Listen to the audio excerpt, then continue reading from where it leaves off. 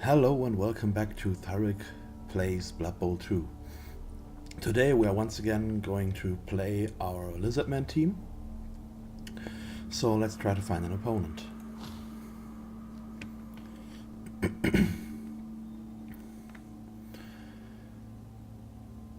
Let's hope the search doesn't take too long. Okay, we've already got one. And it's a human team. Okay. So we've got 50,000 in petty cash, so we can buy one Bloodweiser babe exactly. So we'll do that and proceed.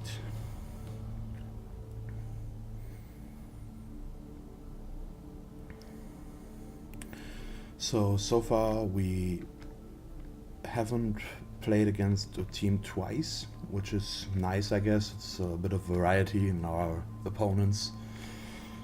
So let's see what the human team consists of.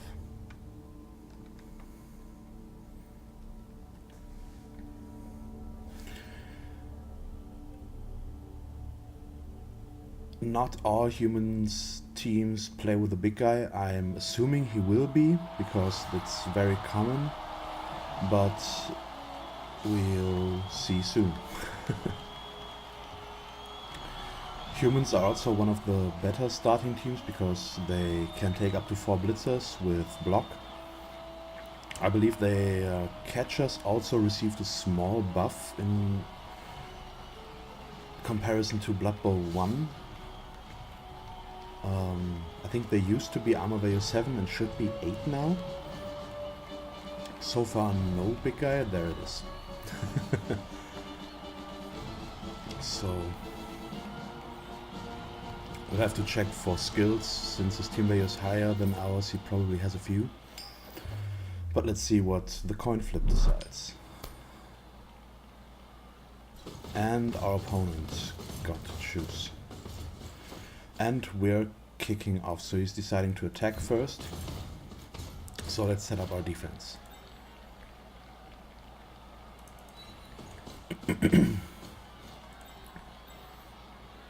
I'm going to set up a little bit differently again, because humans aren't as fast as elf teams, so we can afford to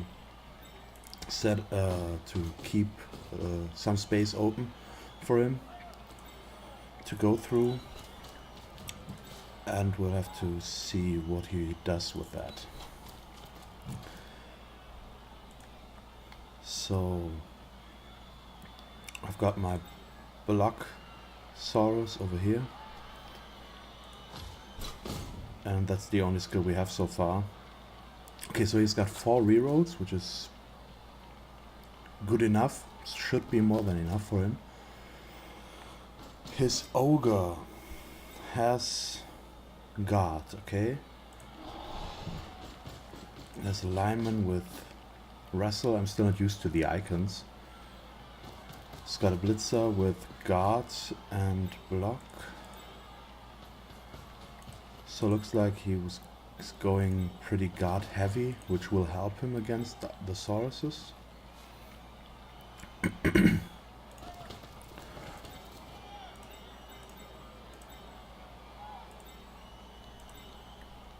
Does he have 4 blitzers? It looks like it. Yes, he does. Which is guard, first skill, and another guard.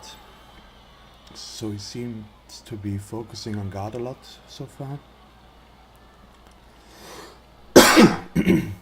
Excuse me.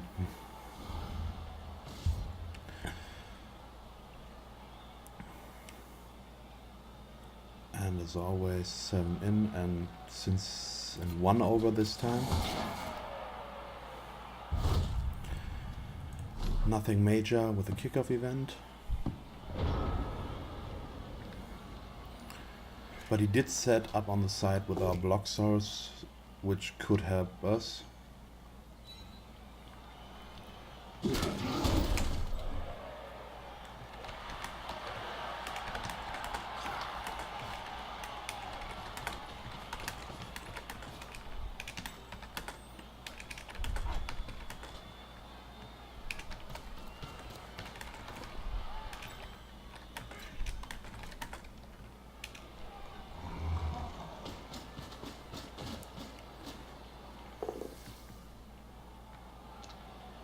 Okay, so far his blocks are working, which isn't that surprising. He's going at it pretty aggressive. We'll have to wait and see if he can pick up the ball. Do human throwers have sure hands? Yes. So he has a built-in reroll when picking up the ball, which increase the chances of him picking it up pretty good.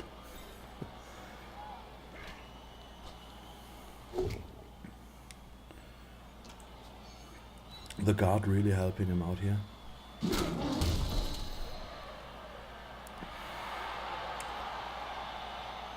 So it looks like our setup wasn't that good, since he managed to hamper us a lot. But we'll have to wait and see what we can do in our first turn. And he still fails the pickup on the ball. Okay, that opens up a few options. First of all, let's stand up our players.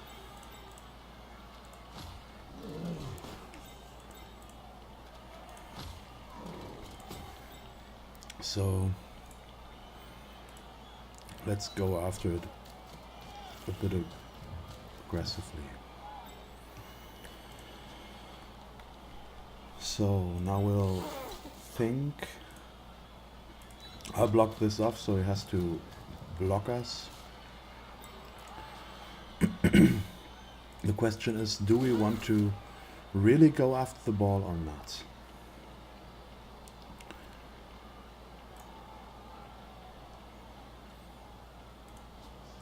I think it might be our best option, so let's just try it. And we'll open up a path for our skink to get through. It's just a push, but it still might be enough. Let's follow. And we'll pull one Saurus back here.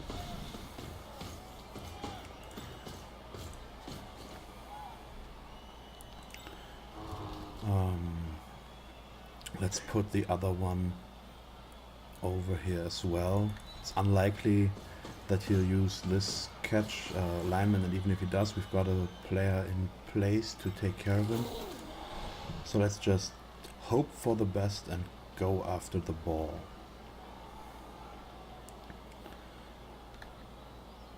We'll have to do a lot of dodges, but Stunty should help us. So far our dodge reroll was not needed.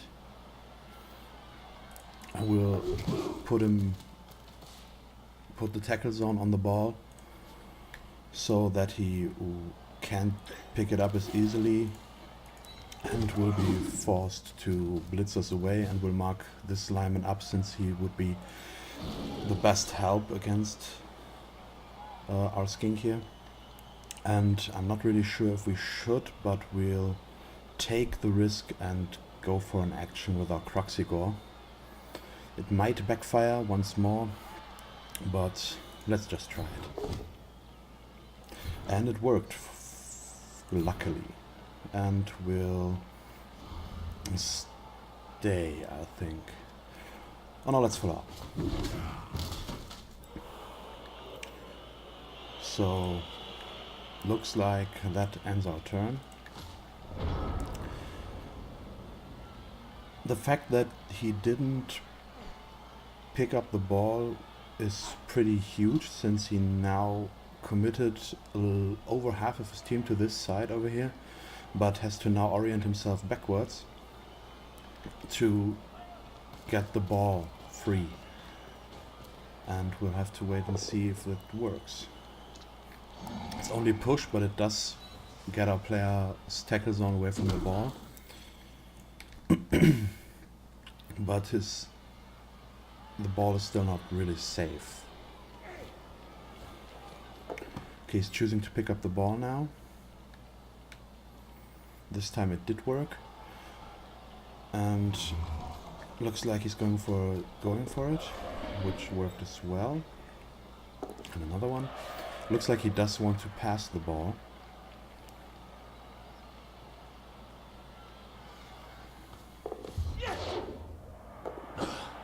I won't even try to pronounce my opponent's players' names.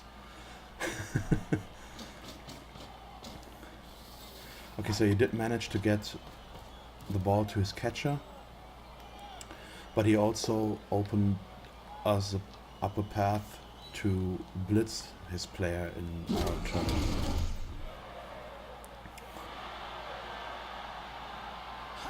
So, okay, he still can move his catcher, of course, which he does, and if that going for it doesn't fail. So, that was a pretty quick touchdown, and well done, I think. He had to take a few roads, but nothing too dramatic. So it looks like he is going for fast touchdowns, so we'll have to adjust our line, our positioning of our players a little bit, and setting up for another offense from him.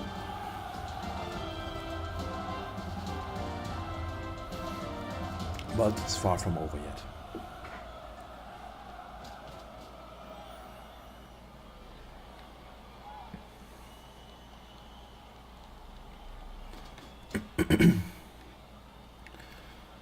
So I think while he's setting up, we can talk about the human team a little bit more.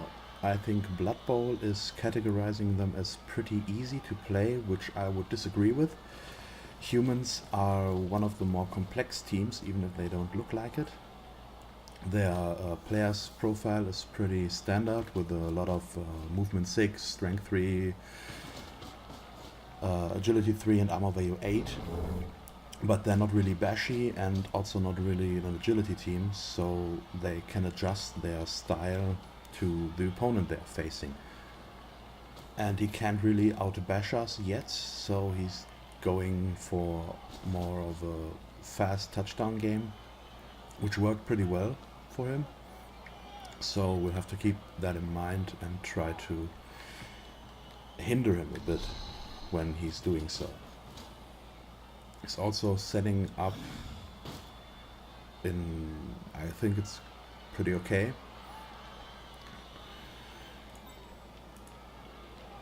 Let's just get the Groxigor and resources in front first. Okay, so let's check it.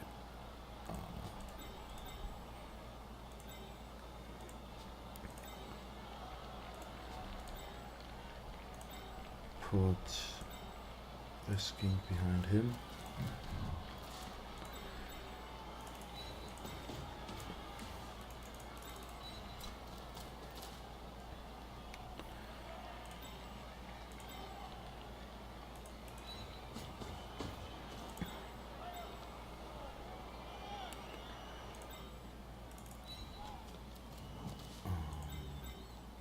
Three, 6, 7 over here and him over there.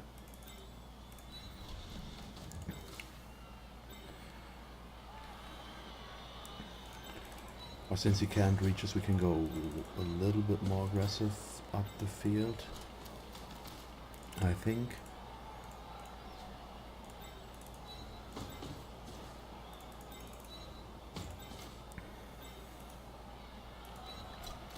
So let's see if we can make this work. Guess we can go one further back. Okay.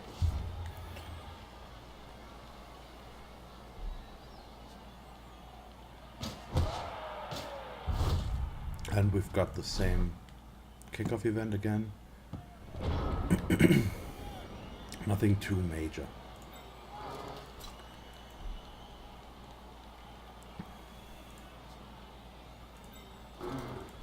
Okay, so let's see. Where do we want to go? The ball is over here. But do we want to try to break through here?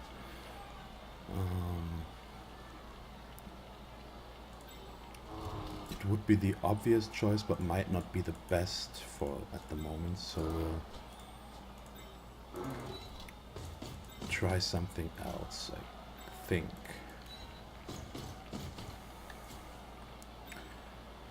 which is going through here.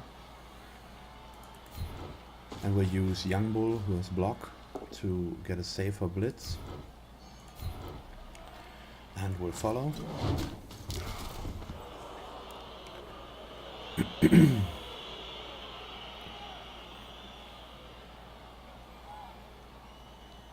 And we'll put him here. And then we'll position Hopper aggressively. So let's see if he goes for that or if he chooses to ignore our offense for the time. Also put Swift over here. I'm not using his whole movement allowance so that he can't be blitzed as easily alone, but they have to get in contact with one of my sources as well. I do not yet want to pick up the ball, so let's do some blocks first.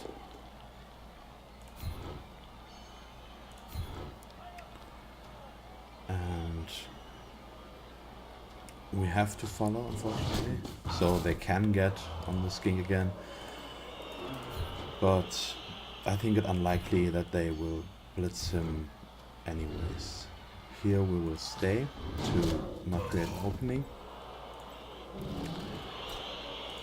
And now we'll pick up the ball before we try to block with our big guy.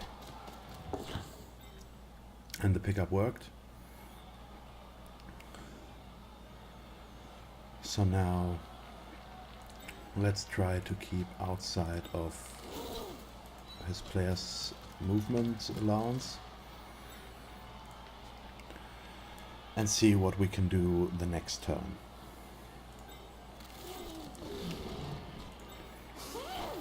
And we'll put him over here in case our action does fail now, which it doesn't, so that's good. And we'll follow, and it's an armor break. And we've injured his big guy. That is really lucky.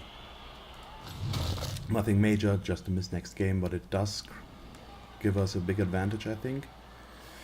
Since a strength 5 player with guard is pretty powerful. And we won't have to deal with that anymore. He has one player in reserve, another catcher. So after this touchdown we won't have the player advantage. But that's okay. Any player with guard of the pitch is good for us, because it makes his life a lot more difficult when blocking our Sauruses. And as expected, he's going after our only skink that is in touchdown range.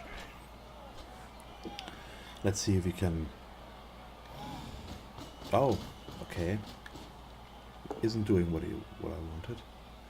But that's still okay, since he only managed to push.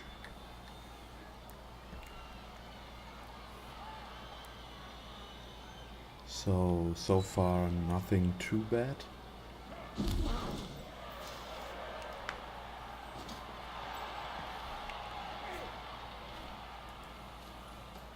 So he made the choice to just mark up my player instead of trying to get him knocked down, which I can understand because this player still has to dodge, but he does have stunty and dodge, so dodging out is possible for him. Although getting the ball to him through all those tackle zones isn't really a good option. So I think what he did was the better plan after all.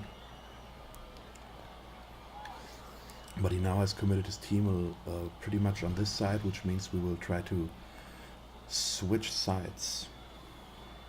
So let's go for a blitz to create an opening.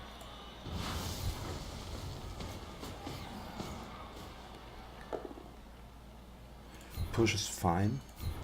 We still get the opening we want. We might not get as far as we want, but I think it's nothing we can't handle.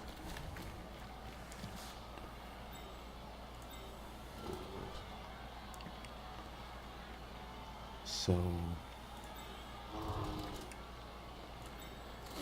Okay, I blocked myself from moving up too much, but that's okay. Wasn't really paying attention, I have to admit. As stupid as that is. But it's still nothing too problematic for us, so I guess it's fine. I wanted to move one Saurus over here so that he can't just relocate his defense, but I was not willing to risk the going for it roll to adjust my skink over there. So what we can do now is try to mark up some of his players. I think we'll go for his blitzer here, and after that dodge him away. But first let's take some blocks, first with our block Saurus, and we will follow after. Let's push him over here and follow. And another armor break, but it's only stun. But so far our block rolls have been pretty solid. Push, it's good enough. Have to remember, everything that is not a both down or attacker down for Sauruses without block is a good result. So that's why I'm saying that a push is good enough, because the alternative could be a lot worse. And now won't do that, apparently. I wanted to move him over here and block one or a few of his movement options, but we rolled 2 2s. So that obviously didn't happen.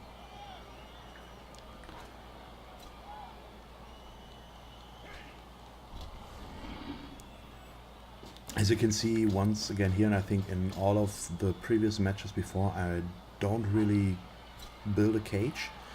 That has some multiple reasons. One, I'm usually used to playing agility teams where cages aren't that common. And also, let's wait one moment. Okay, he manages to down the player. And also, caging with undeveloped Saurus team isn't really easy, because our Sauruses are usually bound up someplace and can't just dodge away. And caging with the skinks doesn't really work and isn't that good of a choice because they're fragile. So I usually just try it differently. Let's see if he can make the dodge work, and he can't. But will he try to use a reroll? He will. And he fails again. That dodge wasn't really a good idea in my opinion, because this player only had agility 3 and he dodged into 1 tackle zone, so it was a 4+ roll. It's still 50%, but 50% is a failure very often. It might have worked, but I think we can be happy that it didn't. So let's get Celerity, our skink, forward, and we'll try to keep chances of him getting blitzed to a minimum. So I think the first thing we'll do now is once again use our save block, which, okay, it's wrestle alignment, so we'll probably go down as well. That was to be expected, and then we'll blitz over here, because that player's the biggest threat to us right now. Let's see if we can make that work, and it's double skulls. Let's reroll that, and defender down looks a lot better. And of course we'll follow to keep the player marked. Okay, so that worked out. So next up is the surf, and the player's gone. And of course we won't follow, because that would put us at risk. And the player's injured. players that are served don't reward any SPP towards the player that pushed them outside, so unfortunately Underbite our Saurus won't get SPP from that.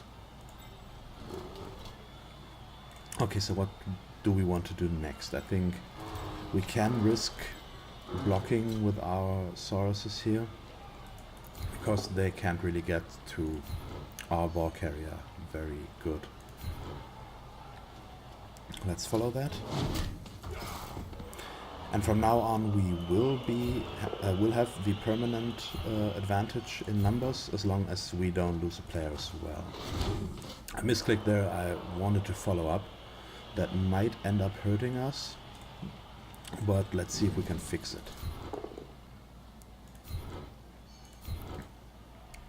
And we'll follow here again. And another KO. Okay, KO is good enough. Player still might not come back.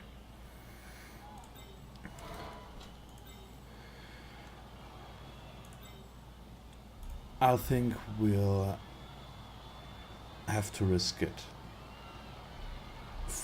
Or let's hope he doesn't manage to blitz him. He will get to him, but probably only do a 1 dice or have to do some going for it.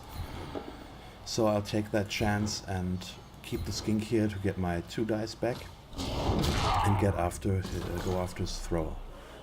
It's just as done. So I think that is a pretty good turn. So let's end that and see what he manages to do. I'm not really sure how much experience my opponent has. He looks like he has the basics down. So stuff like doing save actions first and so on. And his game has been pretty solid so far. And he's working with fewer players than we are by now. But he also did go for that pickup in the second turn pretty early, which he shouldn't have done in my opinion, although I can understand why he did it, so I'm not really sure. But he's doing well so far. He's doing the best with the options he's given. He's managed to get a 2 die on our skink, and he's getting the ball free.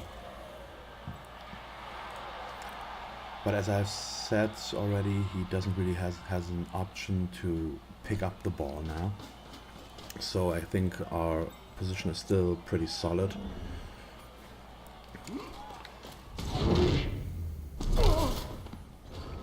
But let's see.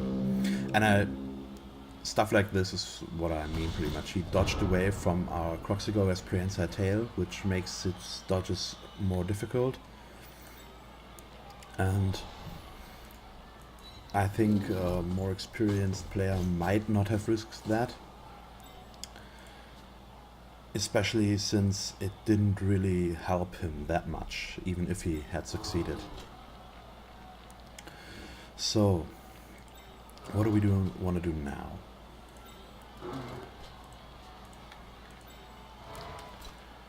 I think we still have to play it safe.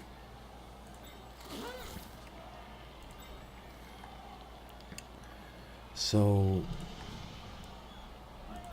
we'll move up our Sauruses first, so we get Scar over here.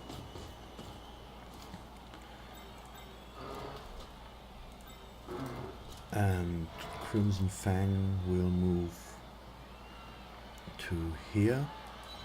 So we've got the tackle zone on the ball and are also marking up his alignment here.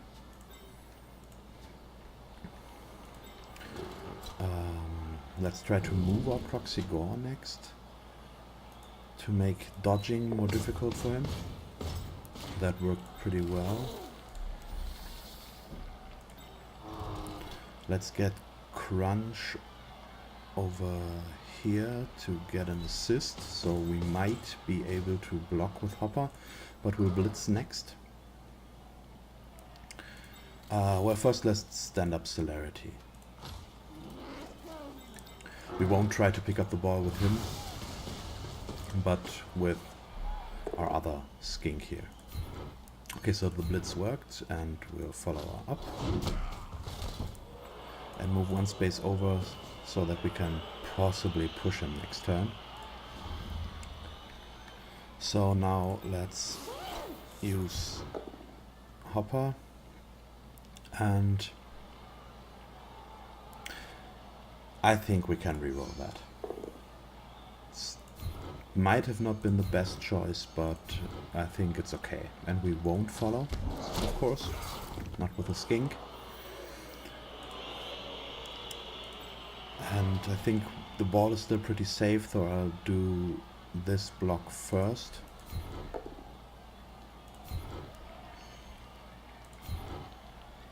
And we'll follow that one. And then we'll get Swift up here as well. If he does manage to get the ball away from us, we're pretty screwed, because we don't have any defense left except for this one source, which probably won't really help. And we did. Okay, that is pretty funny and also very nice for us. Touchdown with the source is really rare, because with agility 1 they can pick up the ball on a 6. They can catch the ball on a 6. So the chances are pretty low, but it also means that he probably won't be able to get the ball. Let's reroll that, and I'll choose the push. So we'll most likely get 3 SPP on Crimson Fang, which is pretty nice. Did manage to dodge there, but it's still only a push. He's doing his best, but with a 2 dice against roll, it's pretty lucky to get a defender down, both down, or a defender stumbles 2 times. It can happen, and I've seen it happen a lot of times, but it's still, it takes a lot of luck.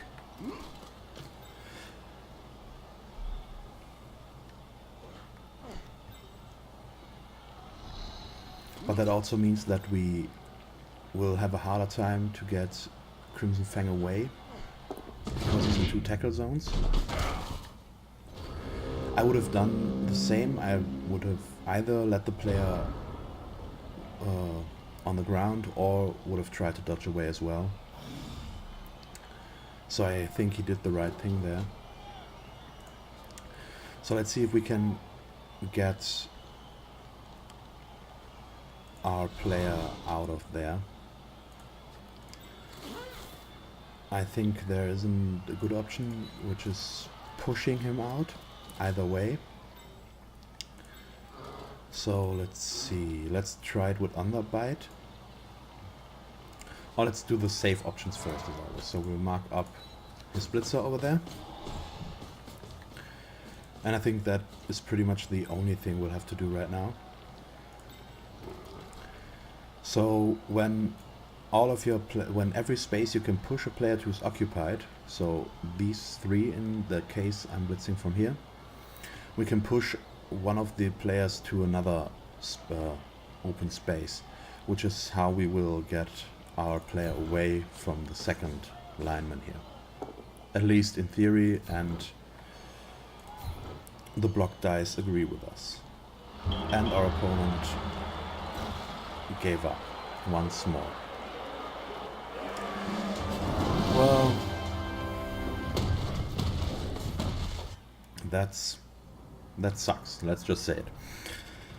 So far, every win we have managed to pull off has been because of our opponents giving up. The first match we would have won either way. This one looked like we would have been able to pull through and get a win, but there was still a lot of time remaining. So let's check. I didn't check here really. We've got... Okay, so Hopper got an MVP. Who got the other MVP? Young Bull again. It looks like it. So he's only 1 SPP away from leveling up again. So let's get Hopper's level up. Okay, so skinks only have access to agility skills without a double. So we have limited options, but it's still a hard choice because there are a lot of good options for skinks as first skill. So let's think about it. A catch, although they are not a throwing team, they are a running team, catch helps with catching the ball with a handoff, or when you try to hand off the ball. So that would be a good choice. Sprint would also be nice to get another additional going for it space. Leap and sneaky git are not an option really right now, as is diving catch, I think. Diving tackle is a good choice. It is risky to use your skinks to mark up players, but they might prevent them from dodging and produce a turnover in return. Jump up is always a good choice. Doesn't loses 3 movements, squares of movement. Sidestep as well, but I think we'll just go with catch for now. It's a solid skill and can help a lot. Okay, so unfortunately, once more our opponent gave up, so now, well, we have to think what we have to do now. We've got a lot of winnings again, which is of course nice, so we can get reserve players. So let me just think about names for a few seconds. Okay, and I'm back. So let's buy 1 additional skink, and as I've said, I'm not that creative with names. Most of the other teams I've created the players are named after characters from book series I've read, not with the Lizardmen, so the names are probably even worse. But let's try to pick a hat that might look nice. Let's go back for a moment and check what hats we already use. So Hopper got the strange eye. We've got Critter with the purple.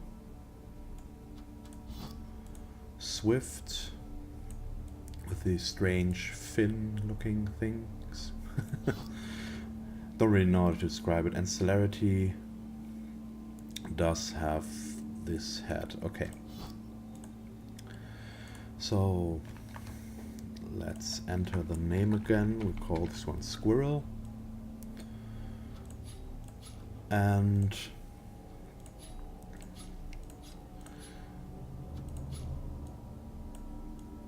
let's just go for this one. I think that looks pretty cool. Okay, so we'll buy him.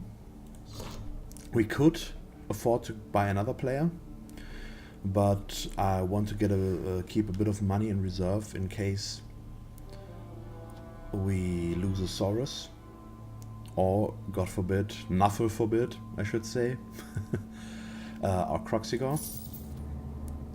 So unfortunately, I don't have time to just do another match right now, which I would have liked to do because it's a bad aftertaste. It's always not nice when an opponent gives up, just gives up. I would have really liked to keep playing. So let's talk about some other things. So, for example, I still need a team motto. So if anyone wants to come up with something fitting for my Lizardmen team, just post it in the comments and I might choose to take it. Something we could also do is pick up staff members. Kickoff events are influenced by different things, and the cheerleader and coach assistant are one of them. So what a lot of people do, and what I like to do, is get one cheerleader and get one assistant coach, because if your opponent doesn't have them, you'll have a slight advantage. So the kickoff event might end up going in your favor. So for example, an assistant coach helps with brilliant coaching, so an additional reroll. So it might end up giving us only our team the reroll and not the opponent's team. And the cheerleader is the cheering fans kickoff. I'm not sure, but don't they do the same? I'm not that... I usually don't have to remember the names of the kickoff events, but I think they both do the same. But since rerolls are pretty important for us, we'll just get one of each, as I've said. Fan factor is also a big role, and so far we got 3 fan factors, so we got our fan factor roll increased by 1 after every match so far. I do want to stay at 3 rerolls if I can manage, because they just increase our team value if we have too many of them. So let's keep them that way for now. If you can manage with 3 now, we should be able to do so later when we have more skills. So yeah, unfortunately that will be it for today. I hope you still enjoyed the match as far as it went. And as always, if you liked the video, leave me a like and a comment. And if you want to see more of me playing Blood Bowl and possibly other games in the future, you can subscribe to my channel. I would really appreciate it, and it would mean a lot. I'm also thinking about getting 1 or 2 other teams into this series, because I want to get a bit of variety. I haven't really decided yet what teams I want to take. I was thinking about High Elves, for example, or Bretonnian, because they're of course the new team that